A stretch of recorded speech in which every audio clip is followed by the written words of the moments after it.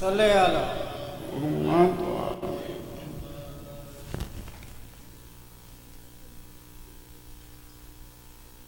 जनाब फ़ातिमा ज़हरा के शान में शायद मिसर आई नए निज़ामे पैगंबर है फ़ातिमा आई नए निज़ामे पैगंबर है फ़ातिमा ज़ुरीमान में अली के बराबर है फ़ातिमा इनके यहाँ ख़ज़ाने तत्हीर क्यों न हो इनके यहाँ ख़ज़ाने तत्हीर क्यों न हो हुज़ूर 11 इमाम बेटों की मादर है फ़ातिमा सल्ले अला मोहम्मद मोहसिन शेख Bilal मैं going to be done and I want him to be here but Mohammad आले मोहम्मद सलावत सल्ले अला अफसर आ जाएं इधर एक बंद सोच के भी हो जाए मसाइब का रब्त देते हुए एक बंद सोच के आपकी खिदमत में ये मसाइब उस वक्त का है जब इमाम हुसैन अलैहिस्सलाम आखिरी रुखसत लेके जाना चाहते हैं और कोई भी नहीं है ये इमाम की मदद इतना कर सके कि उनको सवार करने में मदद कर सके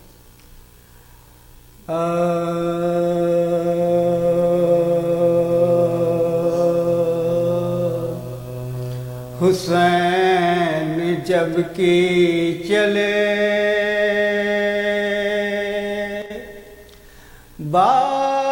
बादे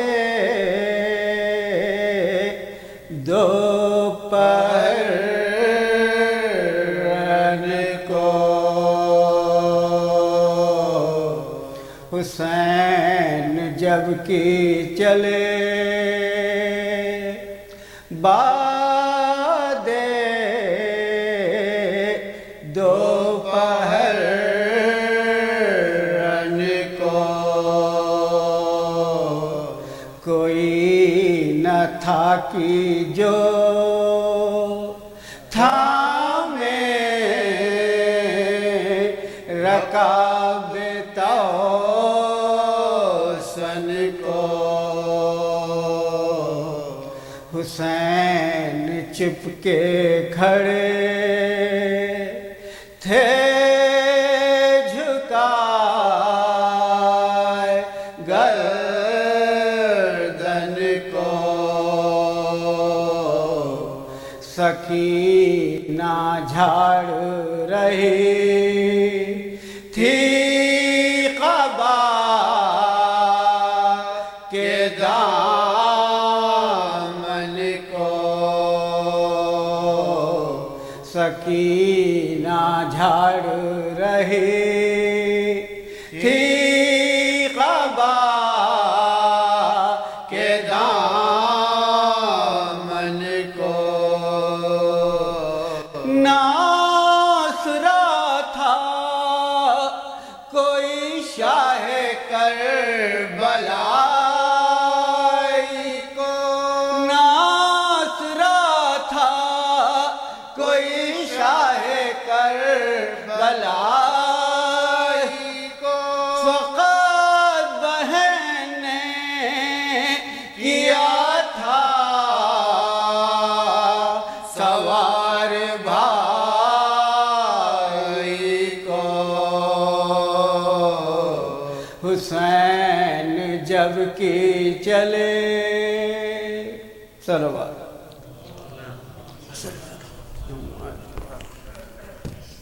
At this time, I would request Sheikh Jalil to take the member. Tonight we are commemorating Wafat of Bibi Khadija पर मोहम्मद वाले मोहम्मद सलवात अल्लाहुम्मा सल्ली अला Mohammad.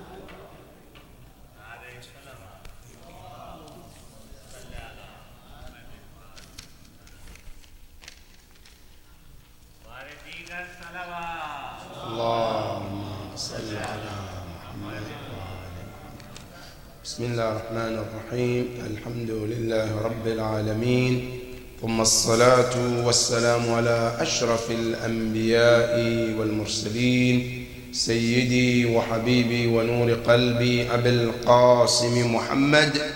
اللهم صل على محمد وآل محمد وعلى أهل بيته الطيبين الطاهرين المعصومين الذين ذهب الله عنهم الرجس وطهرهم تطهيرا.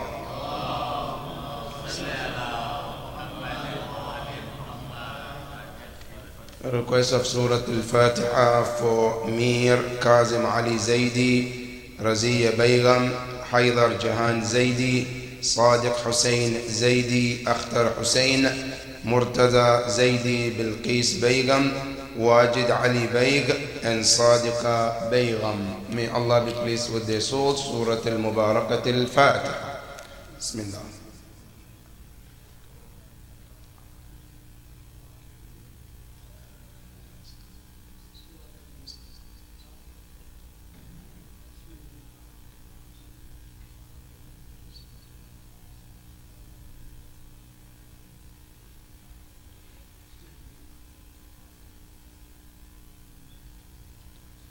صلوا على محمد وآل محمد.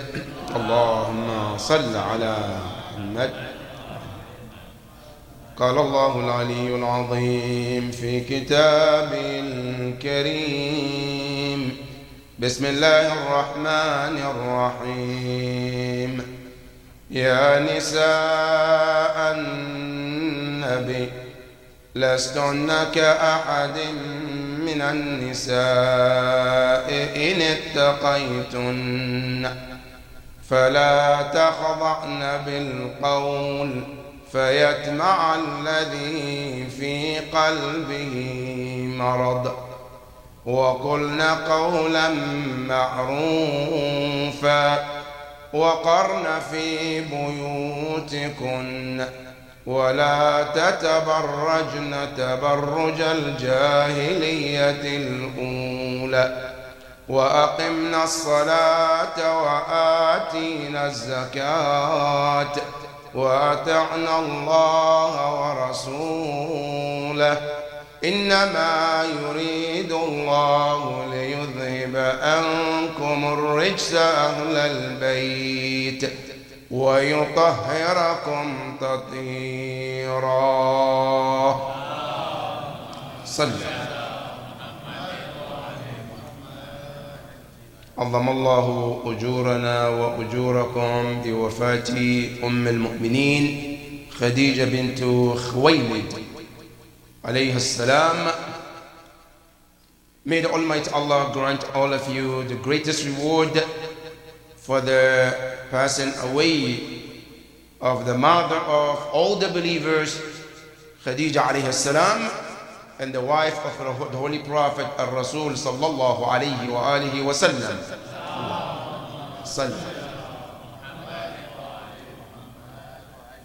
As we commemorate the death anniversary of one of the Ummahat al-Mu'mineen, and not only that, also one of the Sayyidatu Nisa al-Alamin. Tonight I wanted us to look about the qualities of the wives of the Prophet. In other words, how should a wife of the Prophet should be? Al-Quran al-Kareem set up standard. And I want us to understand tonight, because there is one of the accusations they make towards Shia. The Shia disrespect the wives of the Prophet. Shia, they curse the wives of the Prophet. But the question is, we have to understand the standard and the criteria is Quran. Whatever we do as Muslims, It has to come from the Quran. And the second source is the Prophet or Ahlul Bayt alayhimus salam. Anything beyond that is trash. Anything that doesn't come from the Quran or from the Rasul or Ahlul Bayt, it means nothing. And it's not from my word. Al-Rasul tells you, Inni tarikun fiikum al-thaqalayn. I'm leaving two heavy things behind. Kitab Allah wa itrati. That's it. Anything else added to? Never. So in Quran, Allah subhanahu wa ta'ala has set a standard how a wife of every prophet should be. And if that wife of any prophet doesn't meet those criteria, Allah subhanahu wa ta'ala says she doesn't deserve any of the respect that the other wives deserve. Now to understand this clearly, Allah subhanahu wa ta'ala tells you and I in the Quran, where Allah subhanahu wa ta'ala says there are two women married to two prophets, but they fail to meet the standard that Allah sent for the wife of the prophet. Allah says their place is hellfire. It's not my word. Quran tells you. وَضَرَبَ اللَّهُ مَثَلًا. Allah says, I set up example. فَهُمْ لِلَّذِينَ كَفَرُوا. Those who disbelieve. Who are those? امرأة نوح وامرأة لوط. The wife of Noah. Noah is one of the prophet, not just a prophet, one of the messengers.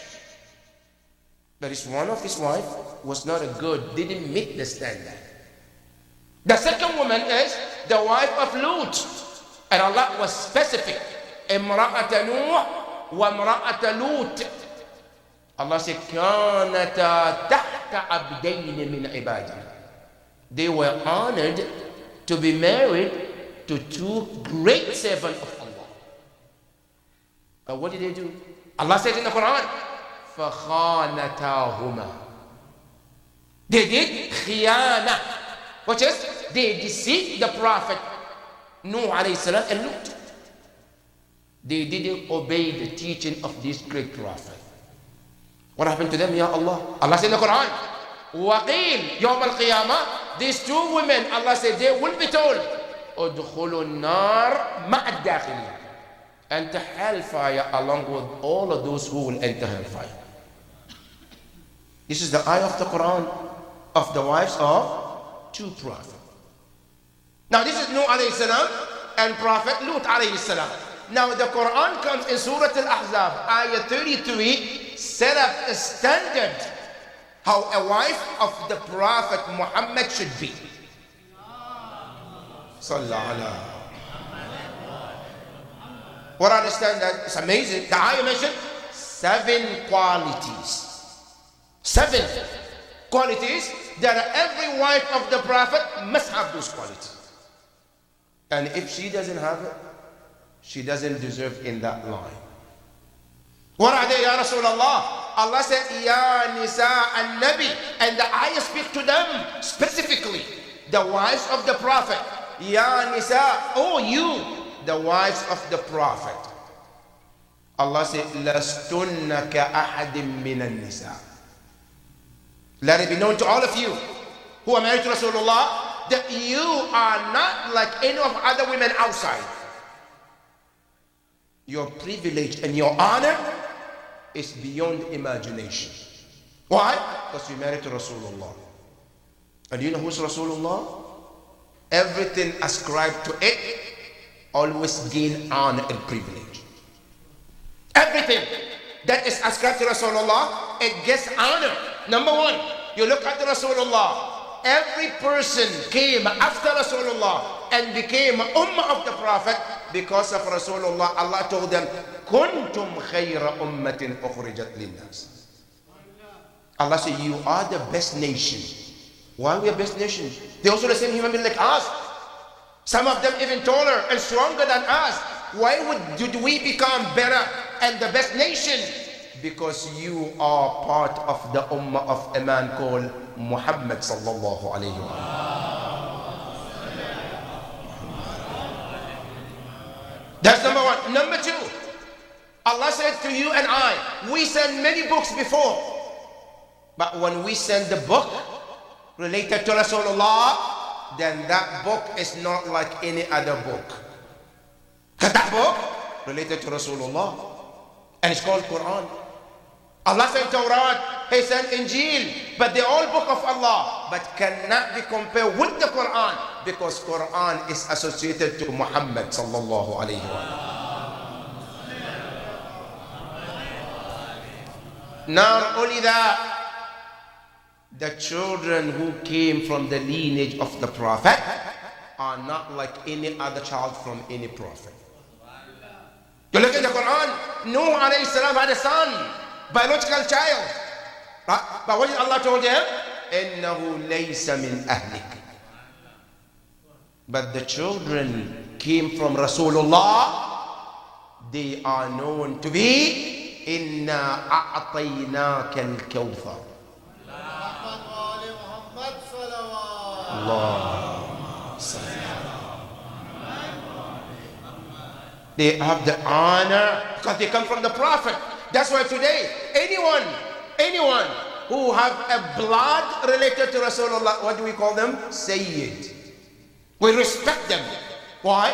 Because of their relationship to Rasulullah. That is the honor Allah gives to Rasulullah. So Allah tells the wives of the Prophet, Ya Nisa al-Nabi, lastunna ka ahadin min al-Nisa. Never think that you are like any other women out there. Why? Because one, you're married to a man, Allah never created anyone like him. That's number one. Number two, you also live in a house where Jabrail, the best angel, comes in and out on daily basis. You have to respect that relationship that you have. لَسْتُنَّ كَأَحَدٍ مِنَ النِّسَاءِ. Allah said, that's the first thing you have to understand. Then Allah said, here's the standard I'm setting for you. Allah said, إِنِ اتَّقَيْتُنَّ. A woman who is related to the Prophet, she gets the privilege if she has taqwa Allah. And I want to mention all of these. So when we talk about Khadija, you will see that Khadija alayhi salam, every one of these 7 qualities she has. Then you understand how she met the standard of being not just the wife of Rasulullah, also the mother of the daughter of the Prophet as well.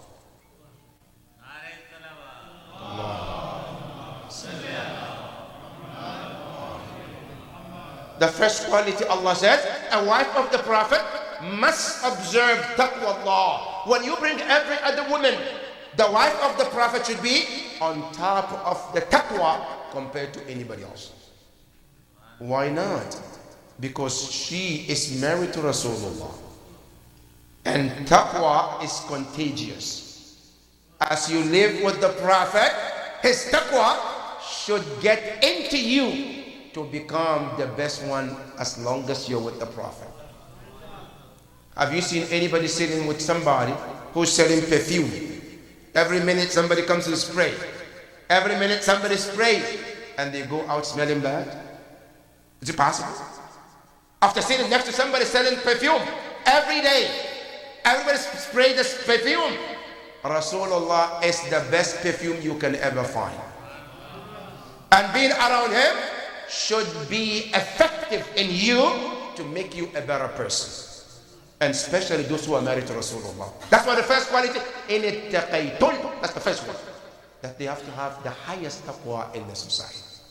Number 2, Allah subhanahu wa ta'ala said, فَلَا تَخْضَعْنَ بِالْقَوْلِ.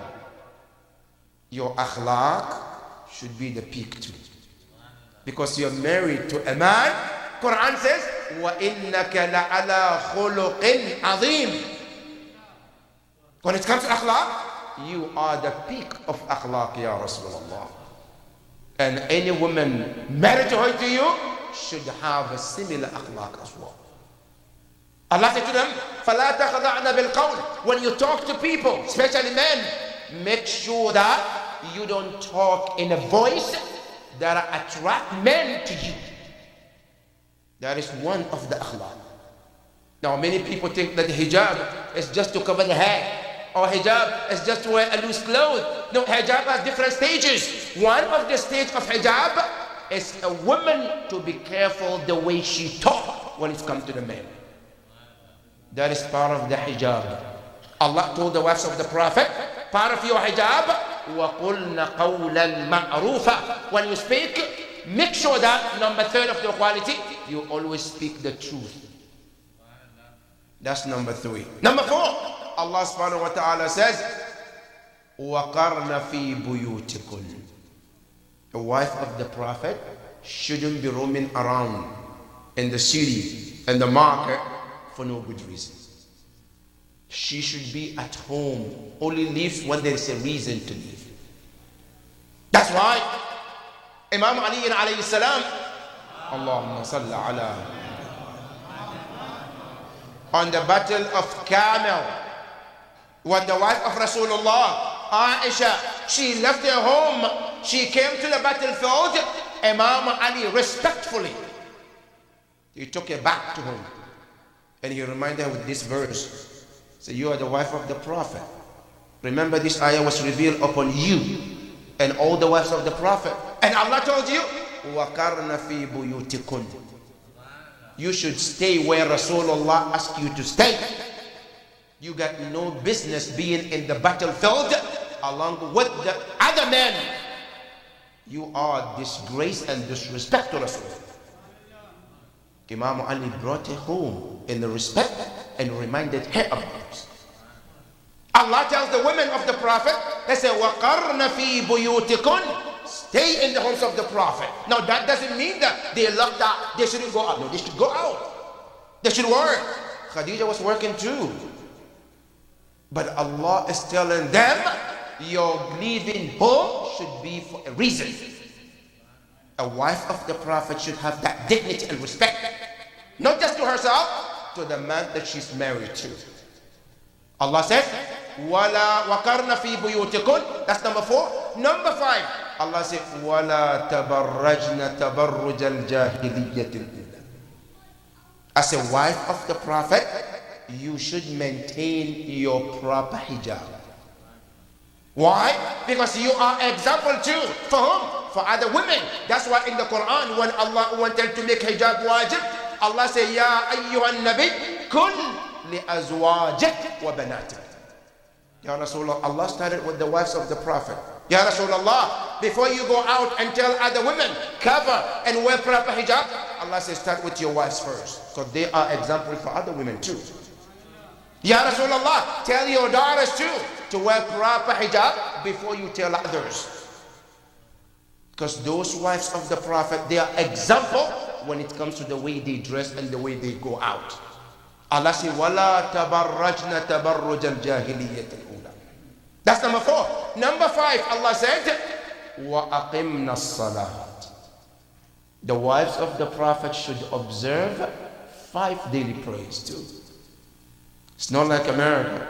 First lady get to go away with too many things. No. Salat, she has the responsibility to perform it, like anybody else.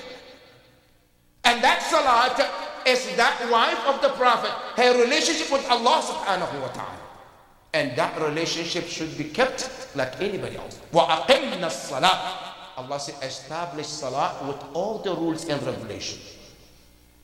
وَآتِينَ الزَّكَاةِ. And make sure that whatever you have, you give for the cause of Allah subhanahu wa ta'ala. Allah subhanahu wa ta'ala says, not only that, وَأَطِعْنَا اللَّهِ. And make sure that you are in full obedience of Allah. Then whom? The last one, وَرَسُولًا. And obey the messenger as well. That in every matter the Prophet talks, and he says, if you are a wife of the Prophet, you should obey exactly what the Prophet says, without questioning or going against the word of Allah subhanahu wa ta'ala. These are 7 qualities Quran put for the wives of the Prophet. Now let's come and see Khadija alayhi salam. Did she meet all of these? Of course, every one of those qualities. Khadija alayhi salam, she grew up as an orphan. The same like Rasulullah grew up without a father. Khadija alayhi salam, her father died, and her father is known as Khuwaylid bin Ibn Asad. died very early and left Khadija with her siblings. Khadija alayhi salam, at that early stage, she was known to be a woman who was caretaker of her own siblings. She was that woman even at the early stage. She grew up in that house where there is no father. But she took the responsibility and the leadership of her siblings.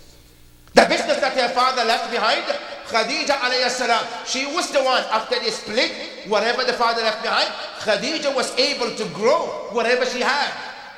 Whatever she inherited, she grew very rapidly and slowly in a very short amount of time. Khadija was able to reach in the very, very high level among the women of Mecca, where the Arab themselves, before Islam, they used to call Khadija Malikatu Arab, the queen of Arab. She, and remember these brothers and sisters, what an honor. This is in a society where they bury women alive. That's the society. And the Quran tells you, before Islam, and all of this before Islam, Khadija alayhi salam, she was able to prove herself that she is not like any other woman out there. And she had that respect among everyone of that society. Khadija alayhi salam, she got to the point when she met Rasulullah sallallahu alayhi wa alihi. Allahumma salli ala. She met Rasulullah before their marriage. Khadija alayhi salam, she was smart. And I want all the sisters to learn from Khadija. Khadija alayhi salam, she knew Rasulullah was unique. But she did not just took that. She implemented what Islam told all of us to do. Today, many of us, when we marry and we make wrong choices, at the end we say, no, it's kismat. But you never hear kismat if everything goes right, right? You only hear kismat if this goes wrong. But kismat, who caused that? If I don't make my research, I didn't make my research properly, and things turn south, then I said, oh, I have to dump it on Allah. Kismat, Allah chose it for me. What can I do? It's not Allah. It's my mistake for not doing proper research. Khadija alayhi salam, when she heard about Rasulullah, she said, I have to research. Yes, I heard, but I have to see it. How? She said, I have to work with him. Because there are few ways you can get to know a person. This is the Islamic standard. You want to know someone? There are 3 ways you can do. This is from Imam Ali alayhi salam. Number 1, I say you can know someone when you live with them. That's how the reality of that person comes out. That's 1. Number 2, when you work with that person. Number 3, when you travel with that person. That's how you realize or get to know the person. Khadija alayhi salam, she said, I need to learn about this man more. She asked Rasulullah for the work. The Prophet worked with her. In that process, she realized who is Rasulullah. And when she realized who is Rasulullah, she did not wait somebody to tell her what to do. And this is one of the cultures we have to learn from Khadija alayhi salam. In our culture, it looks as a bad thing if a woman sees a good man and approaches him. This culture needs to end, brothers and sisters. If a woman sees a good candidate for marriage, Islam doesn't see anything wrong for that sister to approach him. And you see the example of the Quran is in there. When Prophet Musa alayhi salam went to Midian and met Shu'aib, and Shu'aib has daughters, the daughters of Prophet Shu'aib suggested to their father, this man, as we see him, is a good candidate. Don't let him go. Shu'aib, he saw that too. What did he do? I said, yes, indeed. إني أريد أن أنكحك إحدى ابنتي هاتين. I want to marry you, one of these my daughters. But who saw her? Who saw him? They saw him. They realized him. He's a good candidate. They proposed, and guess what? He accepted. They got married with one of them called Safura. And Allah blessed them with the most beautiful children of that time. Khadija alayhi salam, when she saw Rasulullah, she was the one who approached Rasulullah. Ya Rasulullah, would you be interested in marrying somebody like Khadija? Rasulullah, also knowing who Khadija is, he will not turn her down. Accepted. And remember, when the Prophet accepted, means Allah authorized him to accept.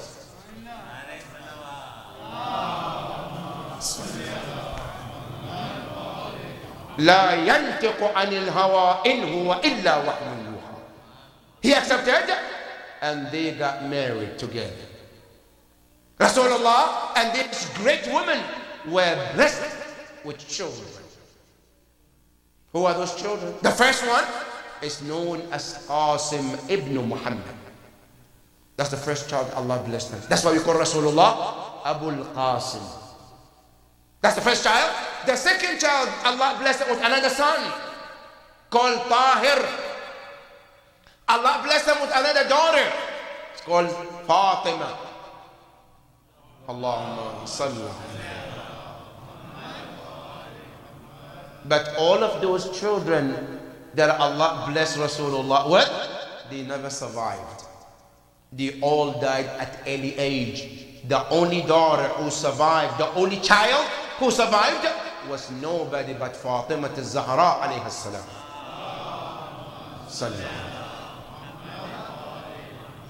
And this woman, she lived with Rasulullah after they got married.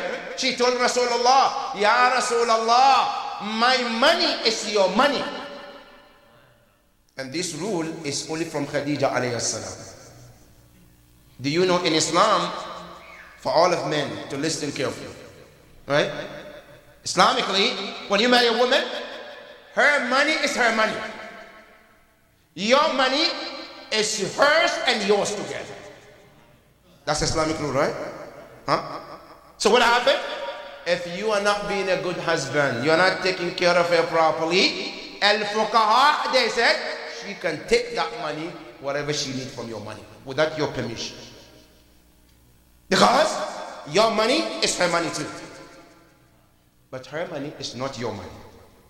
Khadija alayhi salam, look at how pure she was. She said, Ya Rasulullah, I know the rule, yes, but my money is your money too. And not only is your money, spend it as you wish and as you see it fit. And Rasulullah took the money and never abused the money like some of us may do. Rasulullah took the money and never spent on him. Every penny the Prophet spent of the money was to help Islam and Muslims and the poor people.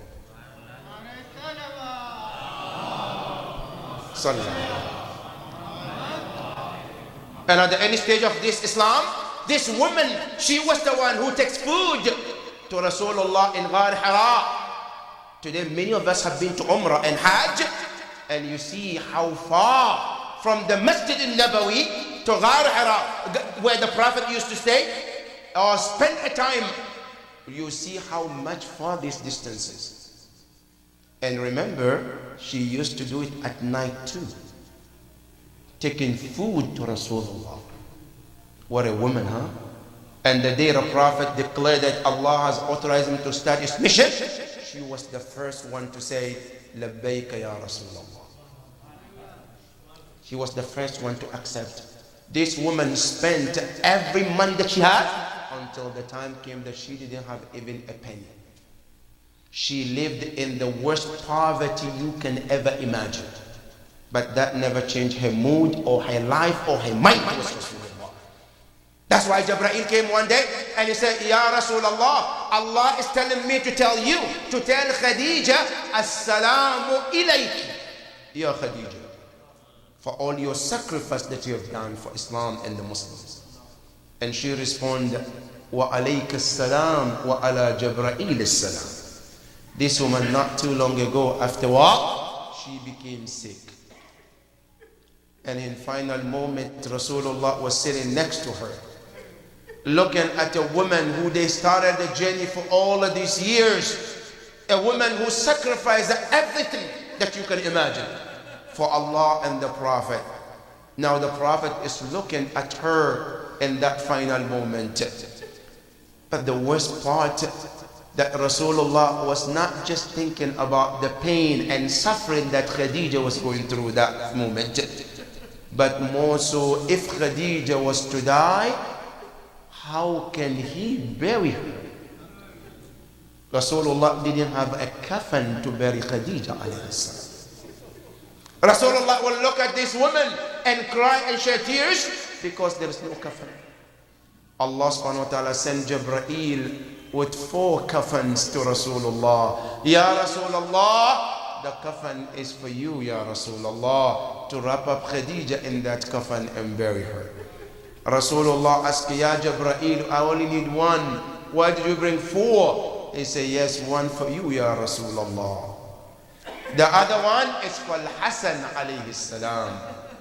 The other one is for Khadija alayhi salam. See, what about Hussein alayhi salam? Then Rasulullah heard from Jibreel, Ya Rasulullah, amma al-Husayn fala kafana lahu wa annahu sayuqtalu bi ardin yuqalu laha Karbala fala yughassal wa la yukaffan ya Jibreel. Jibreel started to cry on that day for the martyrdom of Imam al-Husayn alayhi salam.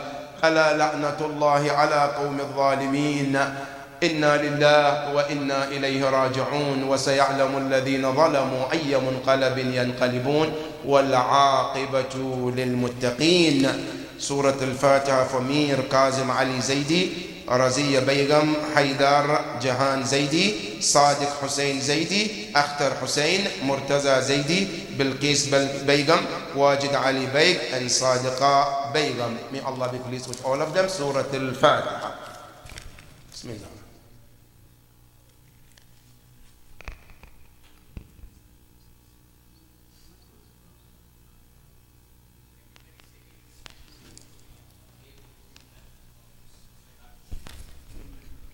Mohammad वाले मोहम्मद सल्लल्लाहु अलैहि Muhammad वाले. Any young man cause adhan?